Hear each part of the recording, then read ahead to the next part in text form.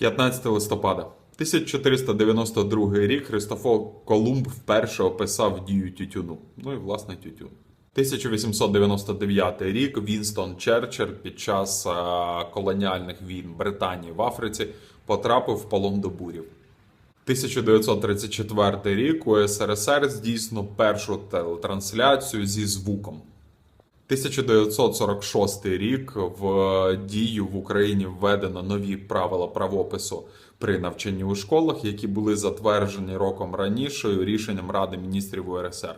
Поступова русифікація навчального процесу, ну і власне населення України. Народились 1738 рік, народився Вільям Гершель, англійський астроном. 1954 рік народився Олександр Кваснєвський, колишній президент Республіки Польща. Сьогодні буде гарний та чудовий день. Успіху!